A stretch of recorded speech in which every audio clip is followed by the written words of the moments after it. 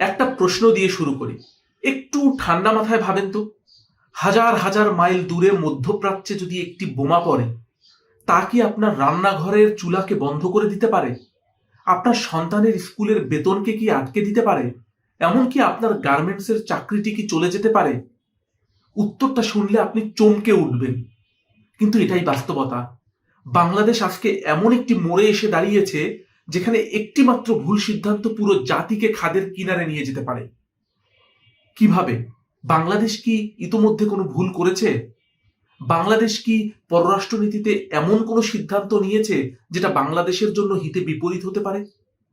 দি বাংলা পালসের আজকের আয়োজনে ধরে ধরে সেই ব্যাপারটিই ব্যাখ্যা করব, আর এতে সরকারের দায়ী বা কতটুকু সেই প্রশ্নও রেখে যাব আপনাদের কাছে। এই তো দুদিন আগে ঢাকায় বসে ইরানের রাষ্ট্রদূত জলিল জালালি জাহানাবাদী একটি হুঁশিয়ারি বার্তা দিলেন, কূটনীতির ভাষায় যেটাকে বলা হয়ে থাকে প্রায় সতর্ক বার্তা। তিনি বললেন, যুদ্ধ একদিন শেষ হবে, কিন্তু কে কেমন আচরণ করেছে তা মনে রাখা হবে। এই যে মনে রাখা হবে, এই শব্দটিকে কূটনীতির ভাষায় সতর্কবার্তা বলা হয়ে থাকে। কারণ ইরান এবং বাংলাদেশের মধ্যে বন্ধুত্বপূর্ণ সম্পর্ক দীর্ঘ বছর ধরে। ইরান তার বিপদের সময়ে এখন বন্ধুত্বের নজরানা বা বন্ধুত্বের যে আচরণ হওয়া উচিত সেই আচরণ, বন্ধুত্বের নিদর্শন আশা করছে। কিন্তু কি এমন হলো যে বাংলাদেশ এবং ইরানের মধ্যকার এই বন্ধুত্বের ভিতরে ফাটল ধরল? চলুন একটু বুঝে নিয়ে আসি জলিল জালালি জাহানাবাদী উনি মূলত কি বলেছিলেন। আমরা কোনো আলোচনায় যাচ্ছি না। ট্রাম্প বলছেন তারা ইরানের নতুন সরকারের সাথে সমঝোতা করছে। আমি জানতে চাই, নতুন সরকার তো আমরাই, কার সাথে তিনি সমঝোতা করছেন? কাজেই আমরা মনে করি এর ভবিষ্যৎ যুদ্ধের মাধ্যমে নির্ধারণ হবে।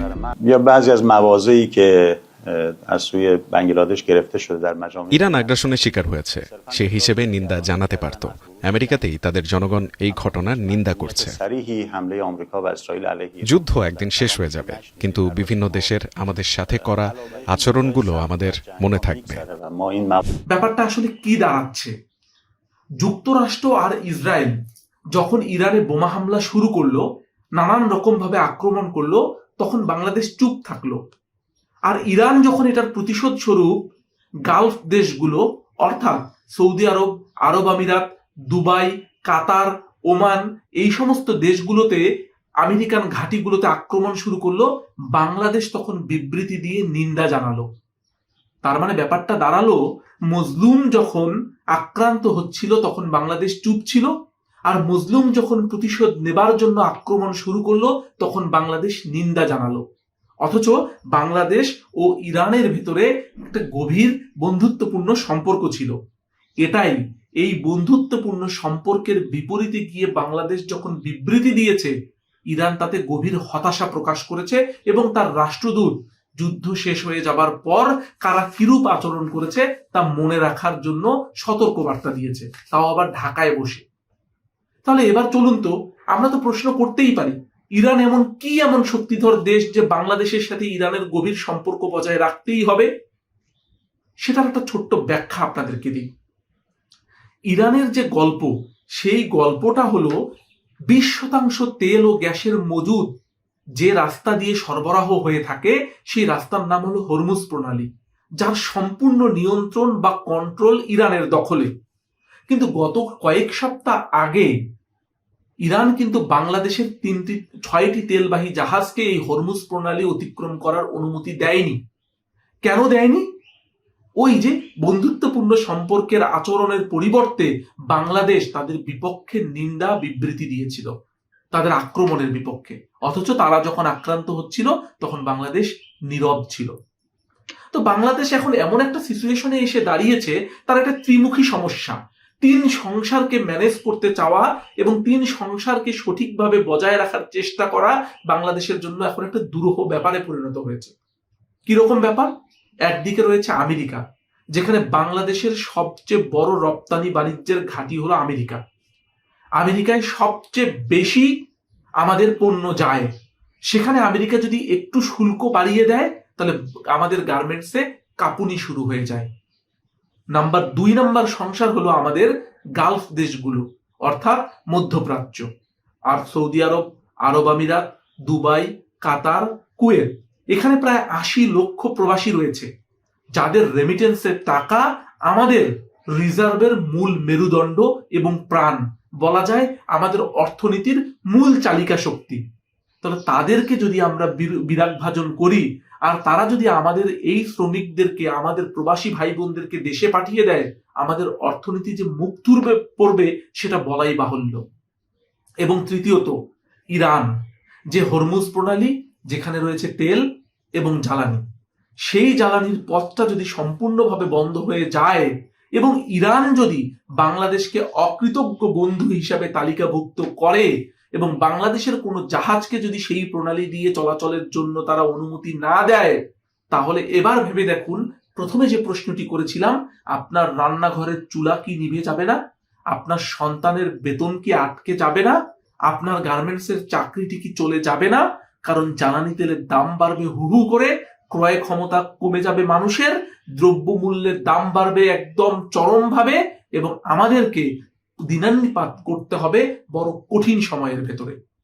তাহলে বাংলাদেশ কি করতে পারত? বাংলাদেশ কি ইন্ডিয়াকে অনুসরণ করতে পারত? ভারতকে কি অনুসরণ করতে পারত? কেন বলছি ভারতকে অনুসরণ করার কথা? কারণ রাশিয়া ও ইউক্রেনের মধ্যে যখন যুদ্ধ হলো, তখন ভারত চুপ ছিল। সবাই তাকে নানান রকম ভাবে খোঁচা দেওয়ার চেষ্টা করেছিল যে তুমি পক্ষ নাও, বিবৃতি দাও, কথা বলো, কিন্তু ভারত শান্তভাবে চুপ ছিল, জাতিসংঘে ভোট দেয়া থেকে বিরত ছিল, কোনো দেশের পক্ষ নেয়নি, রাশিয়া থেকে তেলও কিনেছে, আমেরিকাকে সন্তুষ্টও রেখেছে। তার মানে পররাষ্ট্র নীতি শুধুমাত্র একটি এমন বিবৃতির জায়গা নয়, বরং এটি একটা শিল্প এবং সত্যিকার অর্থে এটি একটি নীতি। বাংলাদেশ ৩০ লক্ষ শহীদের রক্তের উপর দাঁড়িয়ে ৭১-এ আমরা যখন অসহায় ছিলাম, বড় বড় দেশগুলো তখন আমাদের বিরুদ্ধাচরণ করেছিল, সপ্তম নৌবহর পাঠিয়েছিল তারা বাংলাদেশের বিরুদ্ধে। সেই বাংলাদেশ যাদের পরিচয় সব সময়ের জন্য নিপীড়িতের পাশে দাঁড়ানো, আর সেই বাংলাদেশ নিপীড়িতের পাশে না দাঁড়িয়ে বরঞ্চ নিপীড়িত হওয়া মানুষ এবং দেশ যখন প্রতিশোধ নিতে গিয়েছে, তখন তার বিরুদ্ধে তারা বিবৃতি দিয়েছে। অথচ এই বাংলার জাতীয় কবি বলে গিয়েছিলেন, আমি বিদ্রোহী রণক্লান্ত, আমি সেই দিন হব শান্ত, যবে উৎপীড়দের ক্রন্দন রোল আকাশে বাতাসে রনিবে না। অতএব বাংলাদেশের জন্য কি এটা একটি কূটনৈতিক ভুল ছিল, নাকি বাংলাদেশ কার পক্ষে যাবে? আগ্রাসীর পক্ষে নীরব থাকবে এবং আক্রান্তের পক্ষে মুখর থাকবে, নাকি বাংলাদেশের পররাষ্ট্র নীতিটা কি হওয়া উচিত? এবার একটু কল্পনা করুন তো, যুদ্ধ শেষ হয়ে গিয়েছে, ইরান হরমুজের কন্ট্রোল পুরোপুরি নিয়ে নিয়েছে, আরো শক্তিশালী হয়েছে। এবার ইরান একটি লিস্ট করতে বসেছে যে ওই তাদের বিপদের সময়ে কারা তাদের পাশে ছিল এবং কারা তাদের বিরুদ্ধাচরণ করেছে, কারা তাদের বিরুদ্ধে বিবৃতি দিয়েছে। এবং বাংলাদেশের নাম যদি তাদের ওই বিরুদ্ধ তালিকার ভেতরে থাকে, তাহলে আপনি একবার কল্পনা করে দেখুন, বাংলাদেশে যদি জ্বালানির এই প্রবাহ সঠিক না থাকে, তাহলে আগামী 10 বছর পরে তেলের দাম, জ্বালানির নিরাপত্তা, এমনকি বাংলাদেশের ভূ রাজনৈতিক অস্তিত্ব কেমন সংকটের মুখে পড়বে।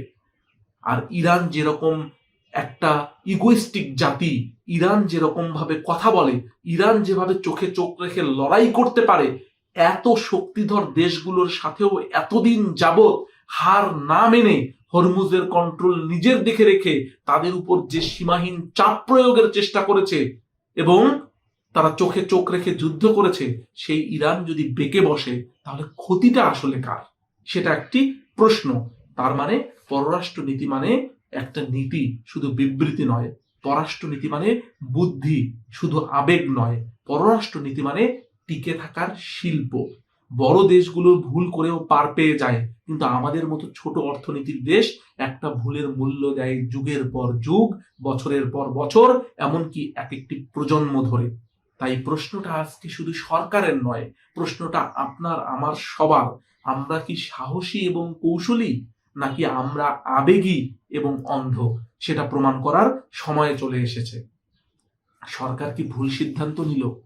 সরকারের পররাষ্ট্র নীতি কি এখানে ফেইল করলো? সেটা সময় বলে দেবে। সেটা অপেক্ষা করতে হবে আরো কিছুদিন, কারণ অলরেডি জ্বালানি তেলের দাম এক দফা বেড়ে লিটারে 15 থেকে 25 টাকা পর্যন্ত বেড়ে গিয়েছে। অতএব বুঝতে হবে এই ধারা কোন পর্যায়ে যায়। আপনারা খবর পেয়েছেন বাংলাদেশের জাহাজ বাংলার জয়যাত্রা হরমুজ প্রণালীর কাছে আটকে রয়েছে, তাকে ছাড়পত্র দেয়া হচ্ছে না। বাংলাদেশের 6টি জাহাজকে ইরানের বাহিনী ক্লিয়ারেন্স দেয়নি। অতএব হরমুজ কতখানি তরমুজের ভূমিকায় অবতীর্ণ হতে পারে সেটা সময় বলে দেবে। বাংলাদেশের পররাষ্ট্রনীতি কি ফেইল করলো, নাকি সফল হলো, নাকি বাংলাদেশ অন্য কোনো কিছু চিন্তা করছে, সেটা আমরা বুঝতে পারবো আরো কিছুদিন পরে। একটু ধৈর্য ধরতে হবে। বাংলা পালস এই আপডেটগুলো বিশ্লেষণ করে আপনাদের সামনে তুলে ধরবে। আপনাদের নিশ্চয়ই মন্তব্য আছে, কমেন্ট করে আমাদেরকে জানান। আর দয়া করে সাবস্ক্রাইব করে আমাদেরকে বড় হওয়ার সুযোগ করে দিন। ধন্যবাদ সবাইকে।